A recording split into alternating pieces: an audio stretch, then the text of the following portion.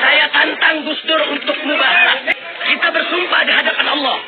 Siapa yang benar diberkahi Allah. Dan siapa yang salah di antara kita dikutuk, dilaknat dan mati dalam keadaan hina. Saya dulu pun pernah dituduh mau kudeta. Prabowo mau kudeta, mau ambil alih negara karena dia panglima, punya pasukan tempur yang paling banyak. Bukunya sudah bagus-bagus, sudah ya. Kalau saya, alhamdulillah, karena saya dulu dituduh mau kudeta, saya disuruh pensiun cepat-cepat, ya kan? Masih gagah. Bintang 3 pengen jadi bintang 4, nggak jadi-jadi, ya kan? Kadang-kadang kita tidak mengerti apa maksud Yang Maha Kuasa. Dan dulu saya agak dekat sama Gus Dur. Gus Dur itu, orang mau percaya nggak percaya, kadang-kadang punya sesuatu, bisa melihat jauh ke depan. Karena saya dekat sama beliau, waktu beliau presiden, saya sering dipanggil oleh beliau. Jadi waktu itu usia saya masih ya relatif muda, ya masih fit. Saya sebetulnya berharap dari Gus Dur, karena dia presiden dan dia tahu bahwa saya sebenarnya tidak bersalah. Saya berharap kalau bisa dia rehabilitasi saya, mengembalikan saya sebagai seorang jenderal. Sebetulnya harapan saya itu. Tapi sudah, karena beliau itu banyak berjalan, banyak. Saya capek, nderek Gus Dur capek, jualan terus. Jalannya tidak jalan secara fisik saja, tapi jalan secara rohania. Baca buku ndak karu-karuan yang dibaca itu. Kalau saya cerita tentang bintang film ini, dia sudah tahu. Saya cerita tentang pemain bola ini, dia sudah tahu. Saya cerita tentang ulama ini, dia tahu. Ini ngertinan ini. Ternyata karena dia jalan terlalu banyak. Sampai bisa nita ini, orang yang banyak jalan dan tidak itu kelihatan. Kata anak-anak no itu kurang piknik gitu bang. Istilahnya itu. Gus Dur ini piknik kemana-mana. Pesantren mana yang tidak pernah dijajah beliau?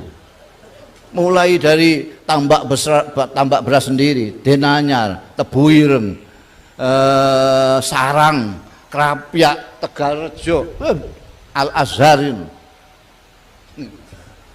Makanya ketika di Al-Azhar, Gus Dur sudah capek. Orang mengatakan bahwa Gus Dur itu tidak lulus di Al-Azhar, itu salah. Salah. Syukur alhamdulillah di bangsa Indonesia ini, jenderal-jenderal kita, panglima-panglima kita setia kepada bangsa, negara, rakyat, dan undang-undang dasar. Bapak-bapak sebagian besar sudah kenal saya lama, kira-kira kan begitu. Saya dulu pun pernah dituduh mau kudeta, iya kan? Prabowo mau kudeta, mau ambil alih negara karena dia panglima, punya pasukan tempur yang paling banyak. Dulu saya Pangkostrat, batalion saya 33 batalion tempur semua, ya kan? Kawan dekat saya Panglima Kodam Jaya Safri Samsudin.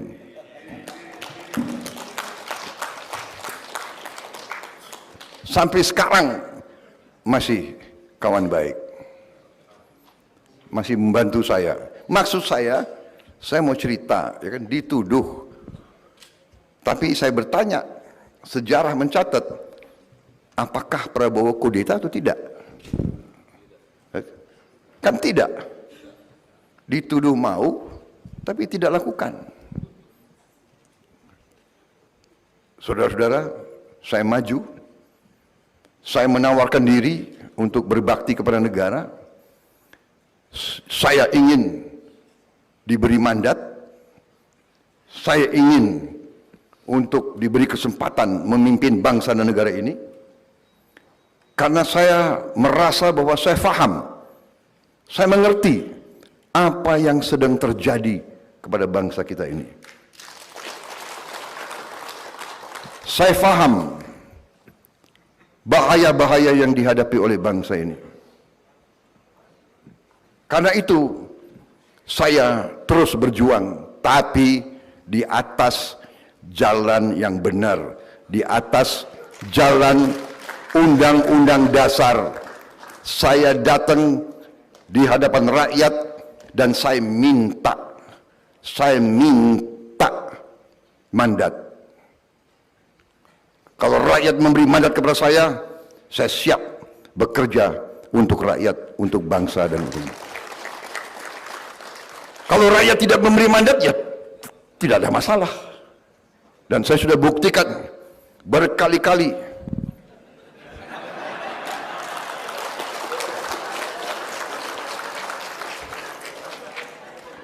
Agak aneh ini ulama ini.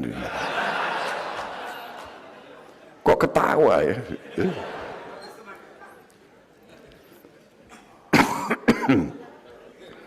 Iya kan? Jadi saya maju minta mandat, tidak dikasih, ya sudah. Iya kan? Ada kesempatan lagi, maju lagi, minta mandat lagi. Nggak dikasih lagi. Iya kan? Tapi saya lihat, kok masalahnya masih sama ya? Masalahnya adalah kekayaan bangsa Indonesia tidak tinggal di Indonesia. Saya bikin buku. Berapa buku saya buat? Saya bikin buku, menurut saya buku itu bagus, tapi nggak laku. Ini aneh nih, ulama kalau nggak laku dia ketawa lagi. Aduh, buku saya nggak laku, sedih dong. Jadi rupanya buku yang bagus memang belum tentu laku, ya kan? Saya belajar lagi, bikin buku lagi. Akhirnya karena mungkin nggak laku-laku, ya sudahlah. Aku bikin buku, aku bagi-bagi saja gitu.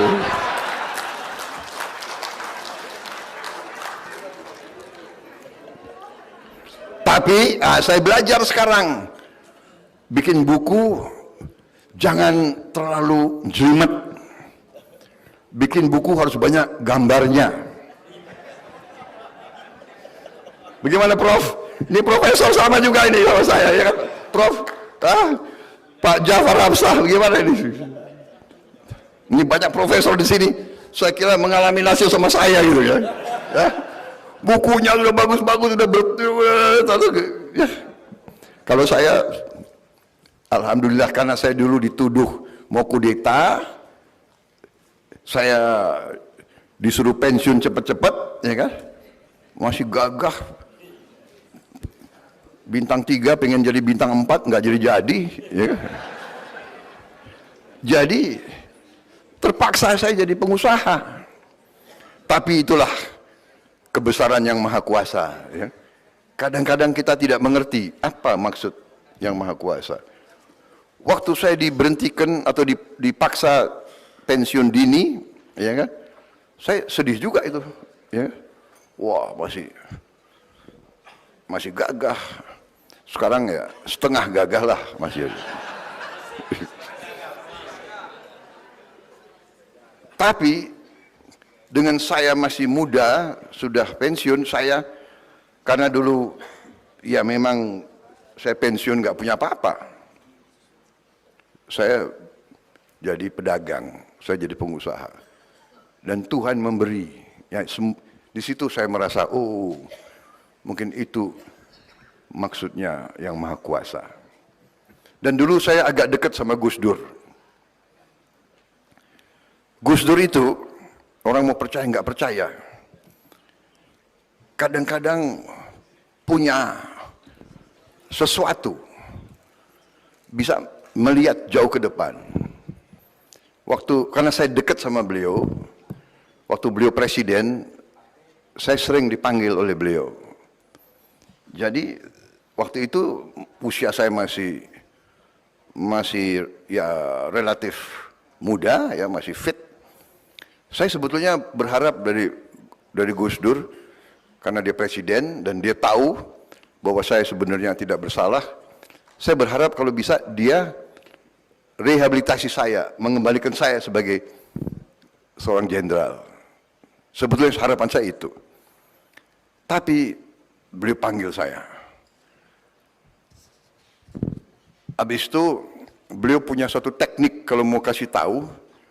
Beliau suruh saya ke Jawa Tengah, ketemu satu kiai yang beliau anggap agak punya kelebihan kemampuan. Prabowo kok menghadap kiai itu. Saya datang ke Jawa Tengah, saya menghadap kiai itu. Kemudian kiai itu mengatakan kepada saya, sudah Mas Bowo, udah ndak usah mikir lagi kembali ke tentara. Mas Bowo, jadi pengusaha saja. Lemes aku. Hah? Ketawa lagi. Wah, aduh, ini memang ulama Indonesia ini. Kecewa saya, waduh, ya masih menggebu-gebu kan, pengen gagah kembali kan, saya enggak.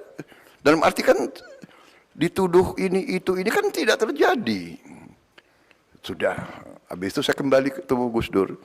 Gus Dur kayaknya sudah tahu ya. Gimana Mas Bowo?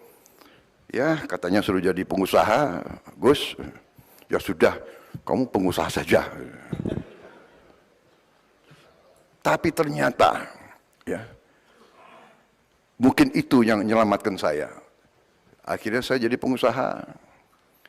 Tuhan memberi kebaikan-kebaikan, memberi rezeki yang baik, yang halal. Akhirnya saya bisa bantu banyak orang. Dan begitu saya agak lumayan, kembali lagi. Waduh, ini gimana? Bagaimana saya bisa mengabdi dan berbakti kepada negara? Oke, saya masuk politik. Disitulah saya mulai masuk politik. Saya belajar politik di Indonesia ini mungkin ilmu politik saya paling lama dan paling mahal. Kalau orang masuk kuliah belajar politik berapa? 4 tahun kan? S1, tambah 2 tahun, S2. Tambah 2 tahun lagi atau 3 tahun lagi, S3. Jadi 4, 2, 2. 8 tahun atau 9 tahun menjadi doktor. 8 atau 9 tahun. Saya belajar politik dari tahun 2003, 2004 sampai sekarang 20 tahun saya belajar politik. 20 tahun saya belajar politik dan masih belajar sampai hari ini. Jadi waktu awal-awal saya belajar politik, ini boleh ya, saya boleh bicara Pak? Kapan lagi saya bicara di hadapan ratusan ulama ya? Ya tapi salah panitia sendiri, kenapa undang saya gitu. Kalau Prabowo dikasih podium, dikasih mic, itu nggak bisa pidato sebentar.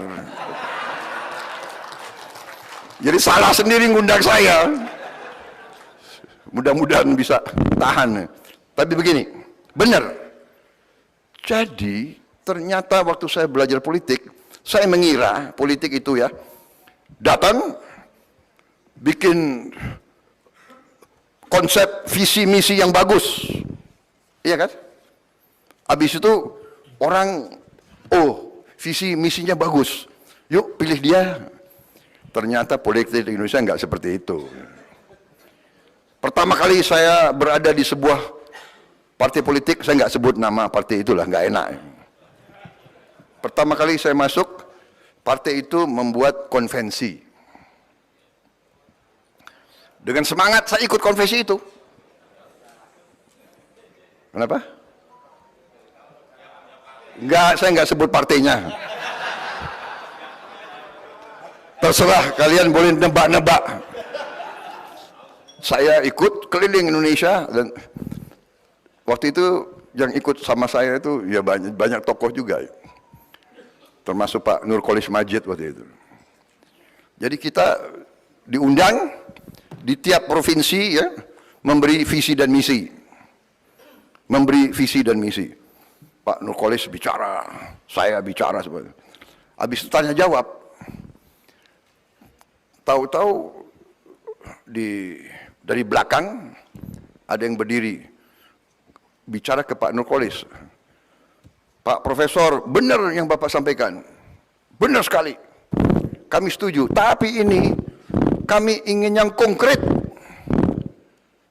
Apa yang konkret? Saya juga belajar juga apa maksudnya konkret. Jadi Pak Profesor, dalam politik ini kita yang penting adalah kredibilitas. Yang kedua adalah integritas. Yang ketiga adalah akseptabilitas. Tapi yang penting adalah isi tas.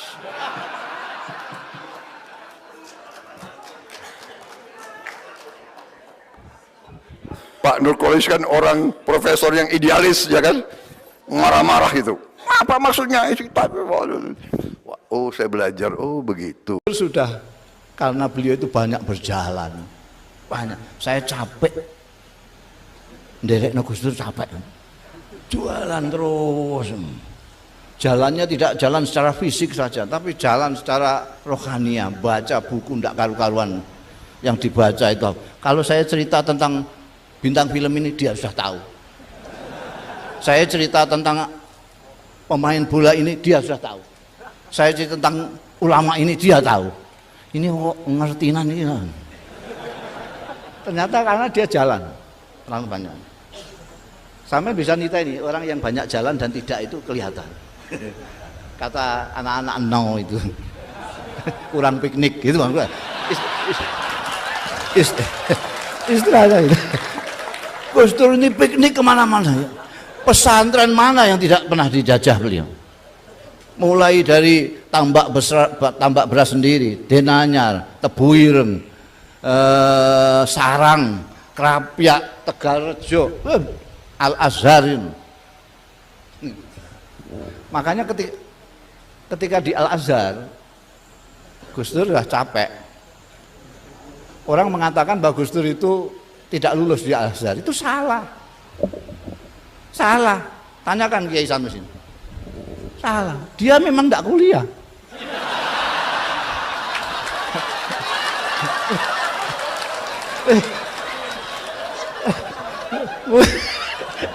Gimana? Clear. Jadi itu ceritanya.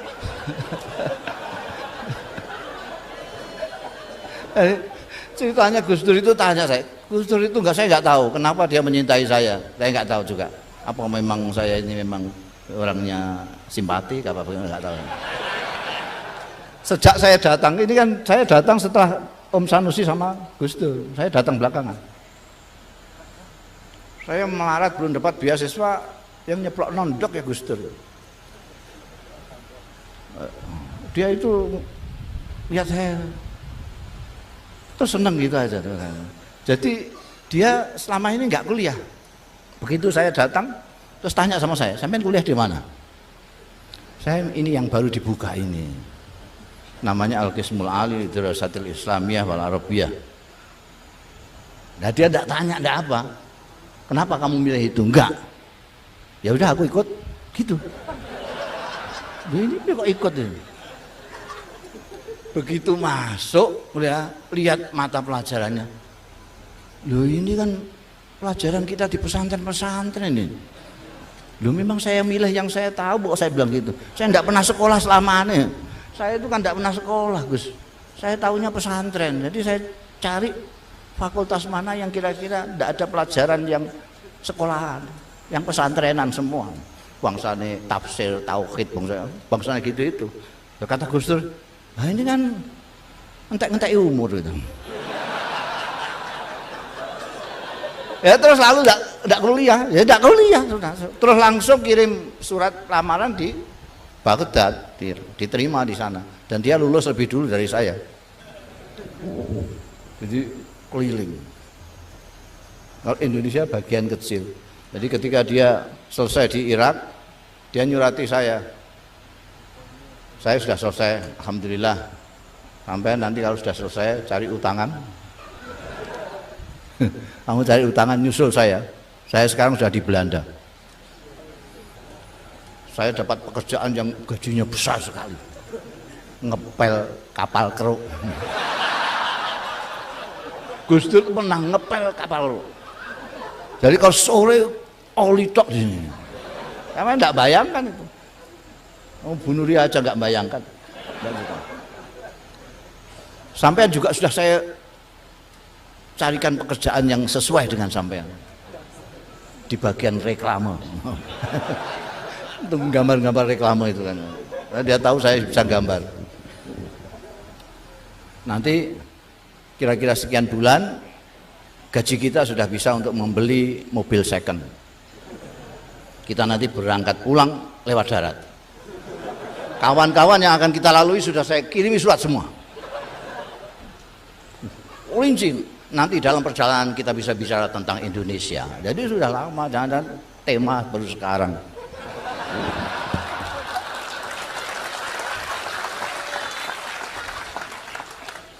Sayangnya itu tidak terjadi karena dalam waktu yang bersamaan ibu saya datang. Saya harus mengantarkan ibu saya ke Mekah itu. Gus Dur, begitu saya tahu ini ibu saya kok begini, ya ibu saja. Kalau tadi Pak Kiai Sanusi Baco cerita tentang ibu, bagaimana mulianya ibu, Gus Dur itu orang yang paling ditunduki ibu. Maka ketika dia menyuruh saya jadi ketua PKB, saya hanya jawab sedikit aja, tidak boleh ibu saya. Langsung ya sudah kalau gitu.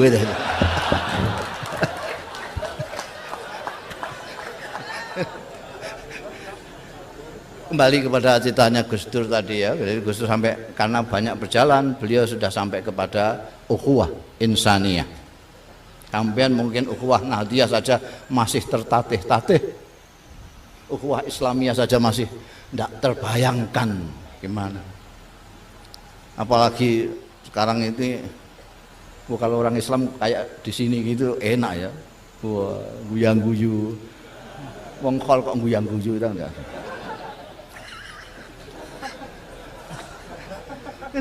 Enak beragama cara Gus Dur enak era karuan enggak pertentangan itu gelis tua pertentangan gelis tua kami yang 66 rasa pertentangan Gusti Allah wis ngerti dapurmu sapa itu.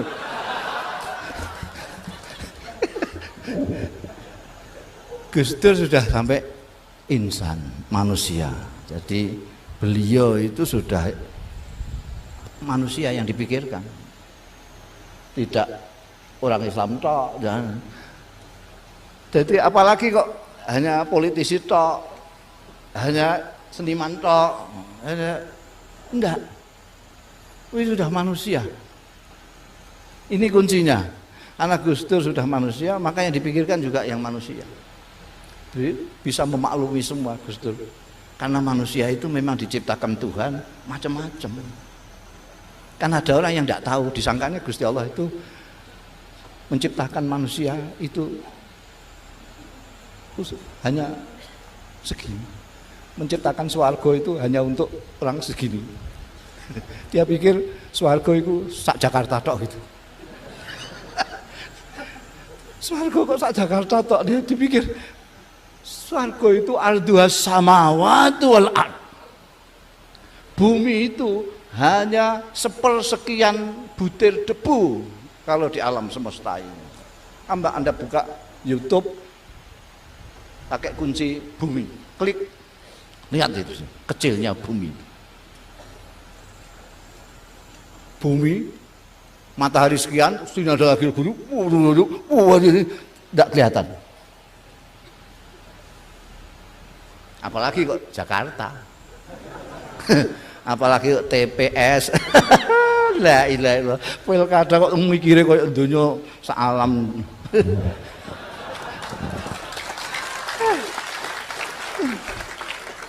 Sampeyan rada luas meskipun Anda belum piknik jauh tapi niru Gus Dur.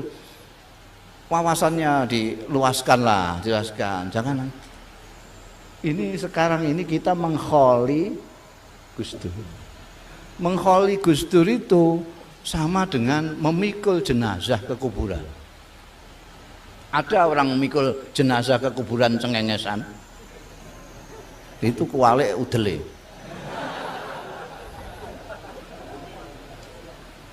Kalau orang memikul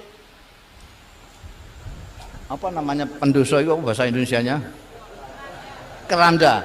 Kalau orang memikul keranda tentu mikir, saya sekarang mikul keranda, saya nanti dipikul apa berangkang sendiri. Wa idza hamalta ilal kuburi janazatan fa'lam bi annaka ba'daha mahmul wa idza wulita umura qaumin sa'atan fa'lam bi annaka ba'daha ma'zulu. Kalau suatu saat engkau memikul keranda ke kuburan, ingatlah suatu saat kau akan dipikul juga karena kamu tidak bisa berangkang sendiri. Kalau suatu saat engkau diserai sesuatu jabatan, ingatlah suatu saat kamu pasti lengser. Jihadu kok kaya apa? Apa kurang jago Pak Gadot ini? Lengser. Apa kurang jaduk Bung Karno? Lengser. Apa kurang jaduk Pak Harto? Lengser. Kalau orang hidup, ingat nanti dipikul atau tidak, dia akan baik. Jadi kita ngekholi ini juga harus mikir. Sekarang kita ngekholi Gus Dur, kita nanti dikholi apa hanya seperti ayam kepelindis kol gitu saja. Orang geger sebentar sudah.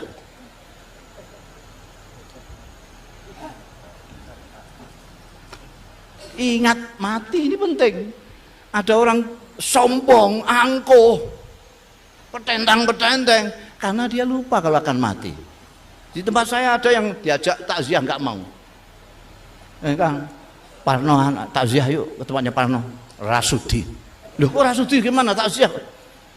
Oh, nalika urip utangi duit 20.000 wae ora aweh malah ngidoni kok.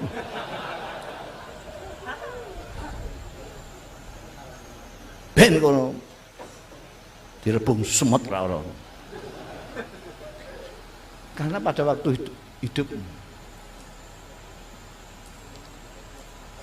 kalau orang pejabat ingat akan lengser, baik, pasti baik. Yang tidak baik itu karena dikiranya dia jadi pejabat seumur hidup. Wong Bung Karno yang sudah ditetapkan MPR saja presiden seumur hidup, akhirnya belum, masih hidup sudah lengser kok. Di tempat saya ada bupati yang ikut-ikutan, begitu Bung Karno diangkat sebagai presiden seumur hidup, bupati di Rembang diangkat sebagai bupati seumur hidup.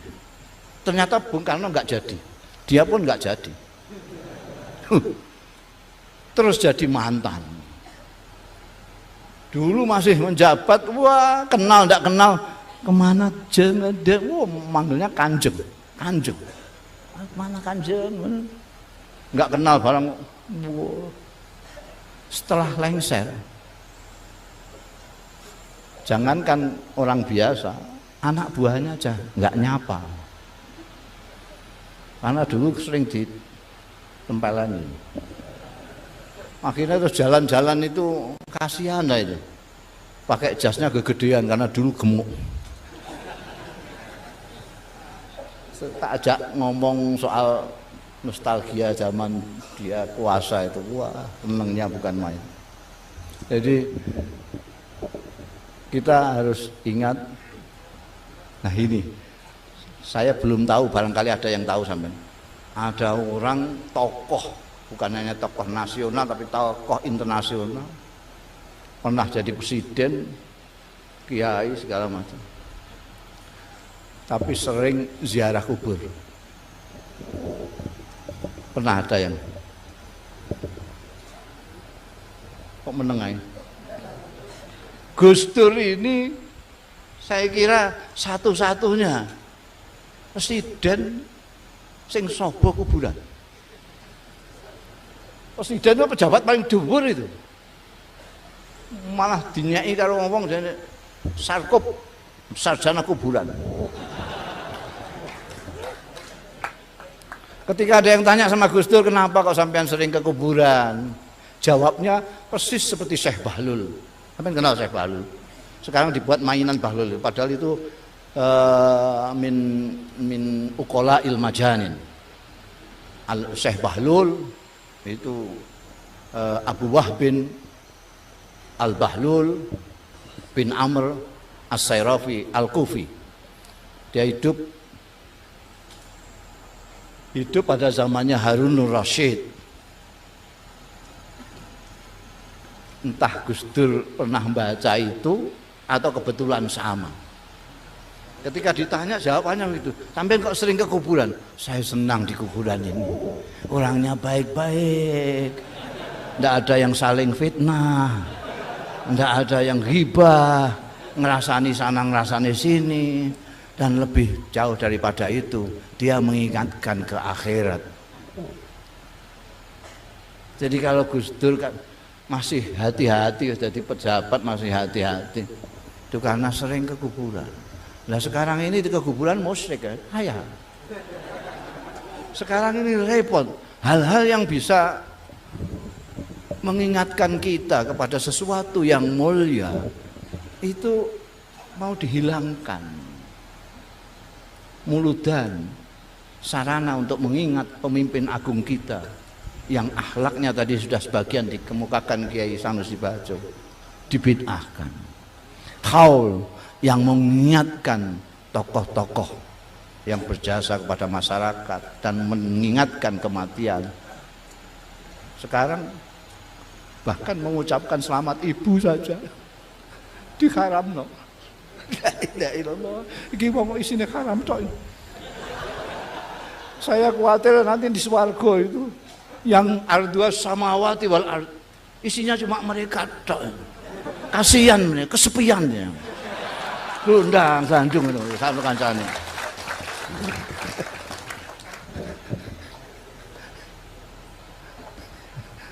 Wong dikandani iki eling mati kok malah keplok-keplok gitu.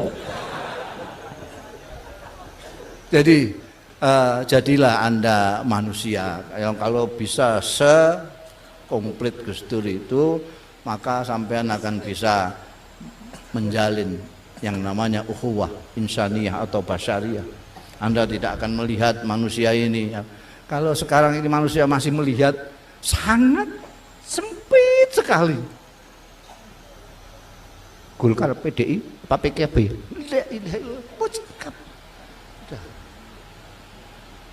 Kalau orang PKB lihat Golkar, enggak. Yang aneh NU ini. NU kalau ke Golkar pakai kacamata Golkar, kacamata NU ini ditinggal. Kalau ke PDI, kacamata NU dicopot, yang dipakai kacamata PDI. Jadi kalau lihat sama-sama NU-nya nggak kelihatan.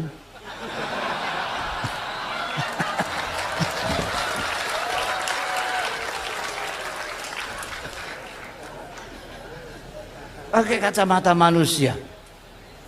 Pakailah kacamata manusia seperti Gus Dur. Nanti semua akan lihat wajahnya. Oh ini balaku dewe.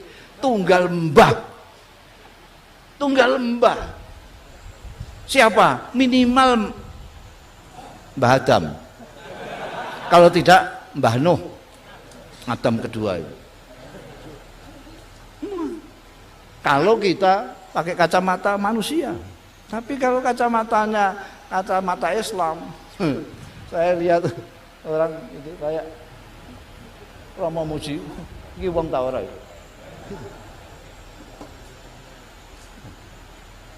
Apalagi sampai kacamatanya. Kacamata partai politik. La ilaha illallah. Nyawang wong gak menungso itu. Paham sampean kok guyu? Amin. Jadi berusahalah bagaimana menjadi manusia. Ingat-ingat bahwa kullukum min Adam wa Adam min turab. Kalian semua itu dari Adam, Adam dari tanah. Tanah itu karakternya merendah.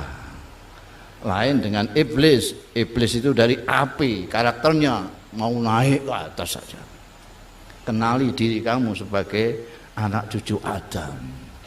Terima kasih. Wassalamualaikum warahmatullahi wabarakatuh. Itulah tadi biografi perjalanan Gus Dur, cerita-cerita yang sangat luar biasa bersama Bapak Prabowo Subianto serta Gus Mus. Banyak sekali petuah-petuah yang diberikan sejarah-sejarah dari cerita Gus Dur yang dapat kita ambil hikmahnya. Semoga tayangan ini bisa mengambil pelajaran bagi kita generasi penerus bangsa, khususnya kepada kalangan PBNU agar selalu bijak dalam memutuskan sesuatu. Bagaimana menurut pendapat teman-teman semua? Silakan lanjut di kolom komentar. Terima kasih sudah selalu support Arman Al-Fatih. Kita jumpa lagi di video selanjutnya. Min afwa minkum. Wassalamualaikum warahmatullahi wabarakatuh.